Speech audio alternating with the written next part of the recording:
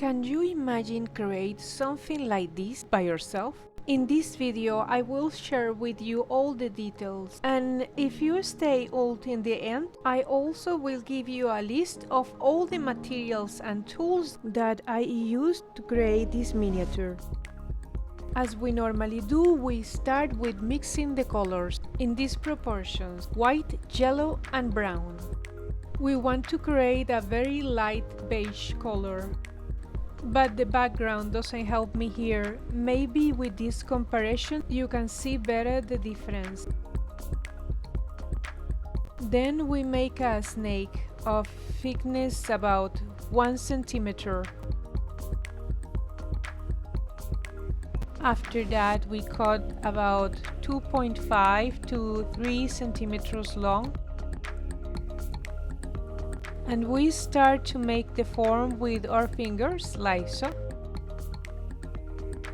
Remember that we are trying to recreate an Italian bread called ciabatta. I apologize if my Italian is not good. And we place it in a surface that is gonna be easy for us to work with. I prefer small ceramic tiles. That works for me, but whatever works for you is okay. I put over a little bit of cornstarch in a little bit of the same polymer clay color. That way it doesn't stick in the roller, and I just use the plastic roller to make it as thin as possible, and it's easy for us to make the next step. What we want with the polymer clay is exactly this, so thin that it's easier to take apart.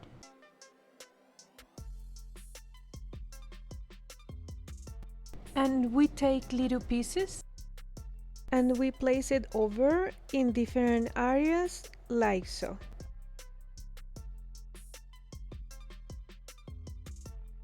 We add this new layer in a few areas only. We don't want to cover it all, and we also make sure that they have separation between them.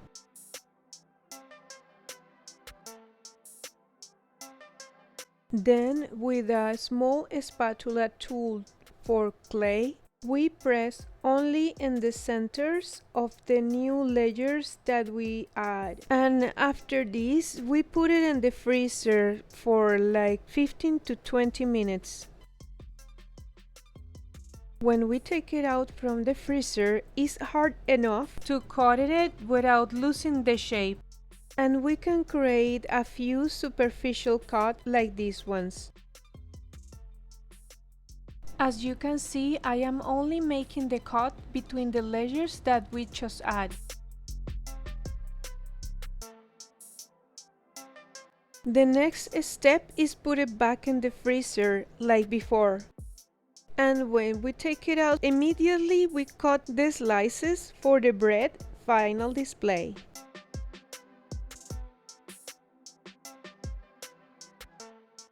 All these pieces I place it in a ceramic tile, so it's easier to start to make the texturing of the miniature.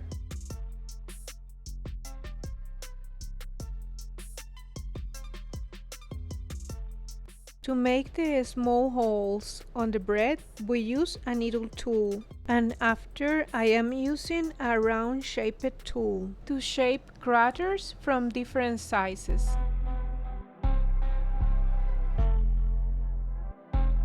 To finish with this part, I am making holes inside of the big craters on the bread, like so.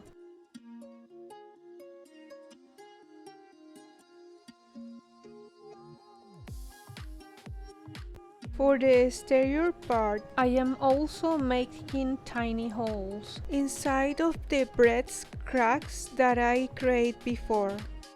If you like this video so far, please give us a thumb up and consider to subscribe. Your support is very important to us. For the area outside of the crack, I just make very thin lines, like so. If our knitter tool gets full of polymer clay when we are doing the lines, it's easier to clean it this way, with the same color.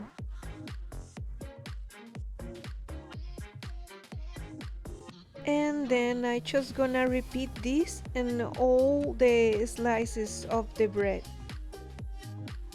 Well, finally we are done with the texturing and we're gonna bake it all.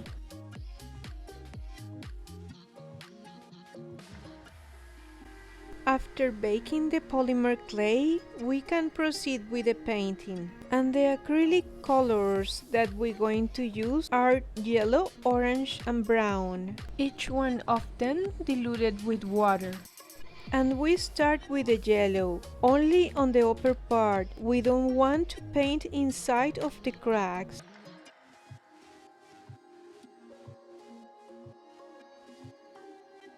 Then we paint with the orange color only on the upper edges of the cracks.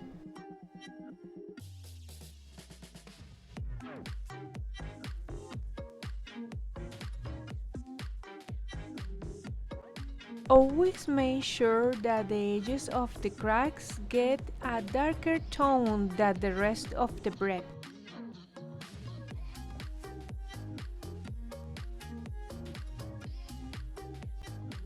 When we finish to add the orange acrylic paint, we can start with the brown, diluted with water.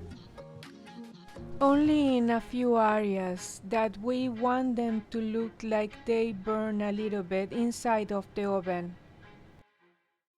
We also can create a mix of colors between the yellow and the brown, so the burning sections look more organic on the bread, with a transition of colors that looks more natural. And we also do the mix with the orange and the yellow color. Now we do the same with the other parts of the miniature and we let it dry. After a few hours, our miniature is completely dry and we can see the real colors of how it looks. In my case, I want to intensify the toasted tone, and for that I am only using the brown acrylic paint, only adding paint in the tip of my brush.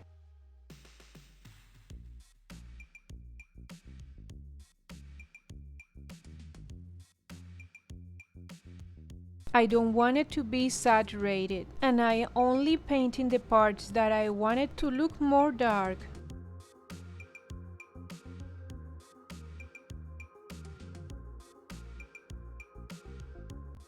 Okay, now I'm happy with the tone, looks like just come out from the oven. When the brown color is totally dry on the miniature, it's time to add the white paint. This final color is going to imitate the white powder that is the cornstarch or the flour over the bread after we take it out from the oven. We only add this white color in a few places in the surface. Here you have a list of all the materials and tools that I use for this miniature.